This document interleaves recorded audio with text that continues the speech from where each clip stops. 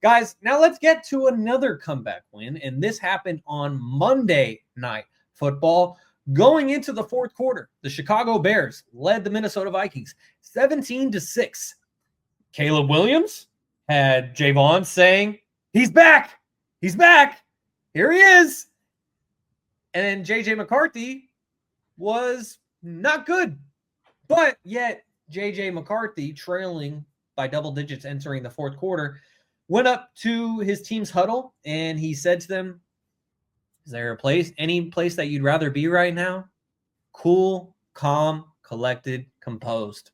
And JJ McCarthy led the Vikings to a 27-24 win against the Bears in Chicago. He did it in his hometown. All the pressure was on him, and he handled it with ease.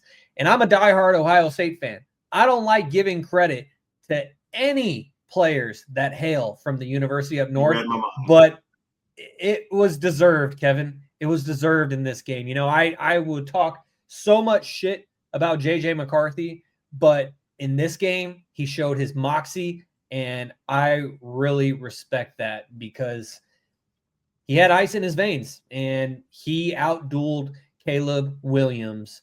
And now there's a big question mark on Caleb Williams, just like we were talking about in the last game, how if the Ravens win that game, Lamar's getting all the praise. Instead, it was Josh. And in this game, Caleb was getting all the praise throughout the first half.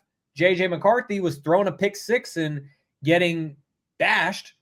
But then the fourth quarter came, the script flipped, and the Vikings end up coming out with a 27-24 win under the national spotlight, Kaz. And so what would you attribute for this game, Kaz? Would you say that the Vikings went and won it, or the Bears lost this one?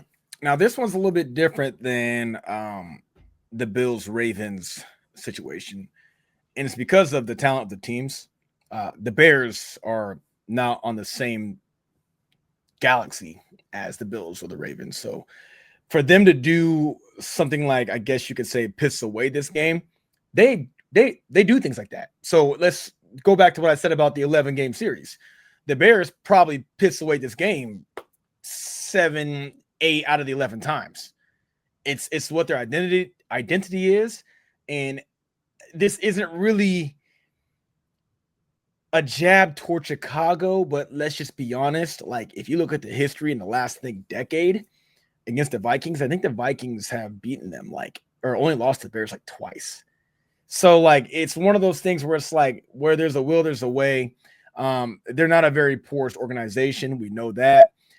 We still need to see more out of Caleb. I mean, he's coming off of a season where I think he got sacked the most. They're still trying to figure it out in Chicago. And the Vikings, I mean, some people don't believe in this, but I do. And maybe it's the former athlete in me, but even though these guys are getting paid millions, I'm telling you right now, if you put on a jersey that is known for losing, and no matter how good you are at a sport, you could be amazing. But if you put on a jersey where your team is known for losing, it does carry some weight. You feel it in the crowd with the fans. You feel it amongst yourself when you see yourself in the mirror. You just feel it. And this is a jab toward the Cowboys. I joke with my Cowboys fans or Cowboys friends all the time. I go, the reason why they choke is because when the lights are the brightest, they put on those helmets, they put on that eye black, and they look in the mirror and go, damn, are we going to be the Cowboys team to do it? Knowing damn well they're not going to be that team. And I know it sounds funny and I know it sounds crazy, but I'm being dead serious. I think there's a theme there. There's a trend there. When you represent an organization or a team, whatever, that is known for losing, when the lights are brightest, they're human beings. They feel that pressure, okay, are we going to lose again? Are we going to do this again? And I feel like that's just the Bears. That's just their demeanor. As for the Vikings, I can't say the same. Not early on in the season. The Vikings have had, I want to say, at least 2 to 3 winning seasons within the past 5 or 6 years, give or take. I know one year they were battling us up until the very end for the number 1 seed, and that was in recent years. So the Vikings, like I said, I think it was the last. Man, I wish I could remember it, but it was for sure the last 11 meetings. I think they've won 9 times against the Bears. It was insane. So I just don't look at it the same way that I look at it when it comes to the Ravens-Bills game. I look at it as in the Chicago Bears, if they were going to put the game away, they would have did it early on. They would have put it away and kept their feet on their throat. And just, you got JJ McCarthy there. The Bears defense was playing well the first half. They were all over the place, including a pick six. Like, you understand, like, when teams get things like a pick six, unless the opposing quarterback is doing the same thing, they put themselves in a position to win. I think on average, I mean, you're not scoring more than anywhere between 20 to 24 points a game in an NFL game. That's like an average. So a pick six already puts you about a third of the way there to win a game. So with that being said, you get a pick six, you're at home. Caleb was running around like crazy. Caleb should have been sacked a dozen times. He was scrambling like, and he was turning shit, or like he was taking shit and making it sugar. And he was looking damn good. He really was. And then that fourth quarter comes around, and all of a sudden, here you go. And this is what bad teams do. Bad teams find a way to lose. I'm not saying the Vikings are a great team, okay? But I will say this. I've seen the Vikings win a lot more than I've seen them lose in comparison to the Bears. And I've seen the Vikings close out games more often than I've seen the Bears. So from an organization standpoint, and again, people will probably ridicule me all day for this mindset, but I believe it 100%. The Bears aren't a great organization yet. They might be great later on, but as of right now, I haven't seen anything in recent years at all that led me to believe that game was over up until the very end. Shout out JJ McCarthy, though. That fourth quarter was tremendous. He broke some record. I can't remember what it was. You guys might remember what it was, but he did something that's never been done, like the first quarterback ever in the first start to, run for 2 touchdowns? I don't even know, but it was some. I got you. Yeah. And thank you for bringing this up, because I bookmarked this, and I'm so glad that you brought it up. JJ McCarthy is the first player in NFL history to account for 3 touchdowns in the fourth quarter of his debut. Yes. And so I'm like, shout out. I ain't going to take it from him. Maybe he is that guy. You guys know I'm not big into college. I watch here and there, but I don't have no loyalty. I don't really understand these players till they get to the league. So I've heard some things about JJ. Tears ACL year 1, and then after that, you got people on my Facebook when I share my weekly picks saying JJ fucking McCarthy. You think that the Bears have to prove it to JJ McCarthy? Well, apparently they do, because look what just happened. So that's a big win. I want to talk more about that. That's a huge road win. The Bears had every which opportunity to win that game, and you had that guy rattled for a little bit in the first half. And again, he threw a pick six, which is, once a rookie or a first-year starter starts throwing pick sixes and starts getting sacked and things like that, usually you're in for a long game. For him to turn that around and to hold his composure, to get Jay Jettas involved late. I know he only had about 44 yards, but, he found the end zone, which was critical. Okay. Says a lot about the kid. And, I ain't gonna lie, as someone who doesn't know much about him and don't really care for the Vikings, don't really care for a lot of these first-year rookie quarterbacks, I'm excited to see what he does. This could either go one of two ways. Either he's just like a CJ Stroud type player to where he's going to come into the league first year and just impress us, or this game was a fluke and the Vikings are only as good as, the teams they play, and the Bears aren't a great team right now. So they luckily got away with the win possibly, but I say give it 5 to 6 weeks. Actually, this morning I was on a podcast with a Vikings fan, and I'll be posting that on my YouTube later, and he wanted to talk about it. And I said the same thing. I'm like, let's get to week 5 or 6. The Vikings have a very hard schedule. If you guys look at it, it's not an easy schedule at all. They got to see some really good teams, and their division alone is not an easy division right now. The Packers leveled up. The Lions, they might not be as bad as they looked in week. I think the Lions will be fine. But on top of that, you got the Bears, who I think it was last year. If it wasn't last year, it was 2 years ago, but I want to say it was last year. I think they played like 5 or 6 games like down to the wire and just lost. So last year. It's not like they're out there, doing what the Jags have done in recent years and the Colts and stuff like that. No. They're there. They just can't close out games. So that division is a tough one. And that was a huge road win. They needed that. The guy on the podcast I was talking to this morning, I told him, I said, you guys need to get to 3-3 by week 6. If you guys aren't 3-3, you might as well chalk it up, because the way your schedule's looking, I'm not sure if you guys have it in you to close out the season if you want to make it to the playoffs without getting at least 2 more wins within these next 5 weeks. So, yeah, man, shout out JJ, man. I mean, it was cool to watch. I watched every snap of that game, and It was exhilarating. Yeah, and I think you really nailed it just when it came to which franchise you're playing for and the legacy of losing, because you put on a Bears uniform, especially as a quarterback, and there is just so much pressure being put on you. Like when Caleb Williams was drafted, people in Chicago were saying he's the chosen one. He's the one to save us. And he's not the first person that they've said that about. Even Mitch Trubisky, they're like, hey, he's going to be the guy to lead us back to the playoffs and to lead us to a Super Bowl. And then Mitch Trubisky was what he is.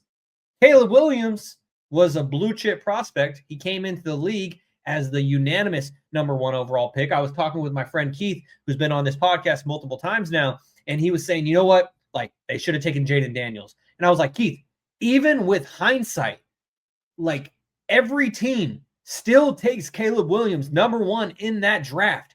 Even the Washington Commanders.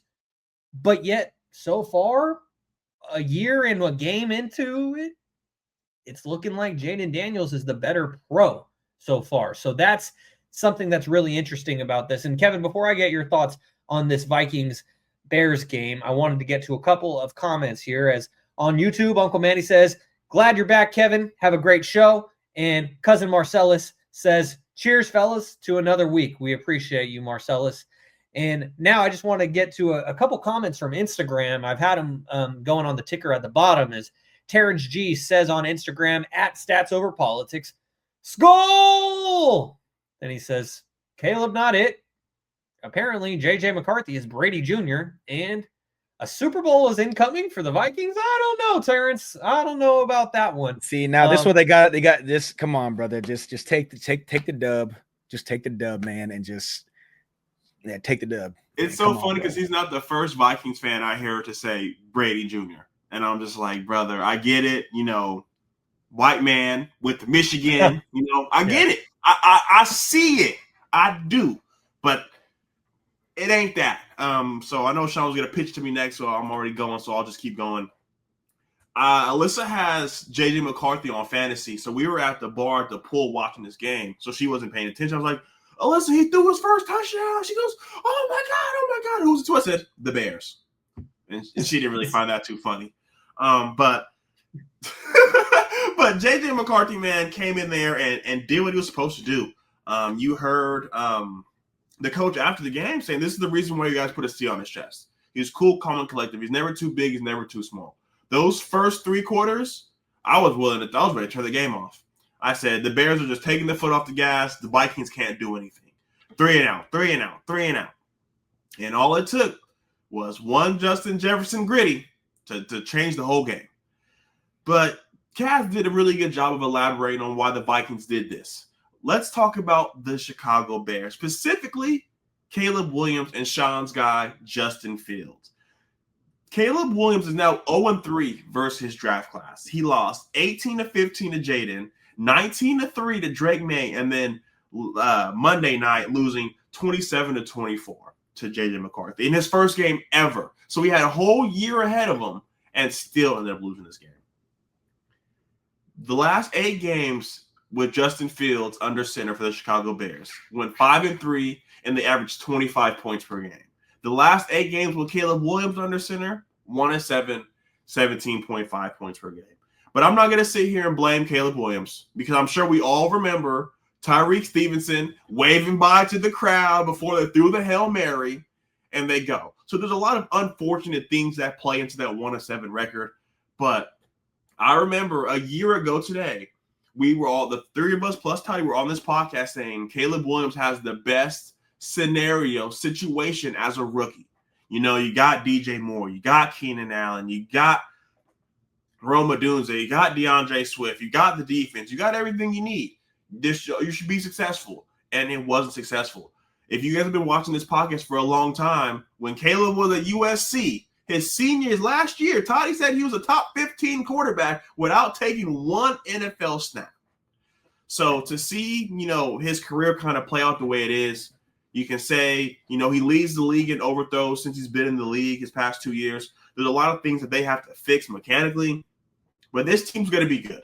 This team's going to figure it out because they don't have a choice. like Cass mentioned, with the Vikings, if they're not 3-3, by week 6 it might be over. And the same with the Bears. We're gonna talk about the Lions later, but the Vikings, the Packers just got Micah Parsons. Cass and I can go on and on about Micah Parsons, unfortunately, because he was in our division, but now he is no longer in our division. So thank you, Jerry Jones, for that. But this division has arguably been one of the best in football for a while.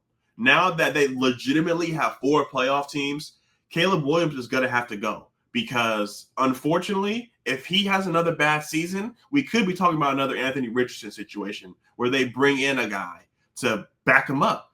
And I know a lot of guys didn't really notice this, but they signed their backup quarterback to a 3-year deal, fully guaranteed money. It's been talked about in training camp that Ben Johnson loves him. And for a coach to have that much confidence in a backup, Caleb wasn't his guy. So that's something that people need to remember. I get it. Caleb Williams supposed to be this, supposed to be that. They had a commercial with the Michael Jordan theme music. He was supposed to be this, supposed to be that.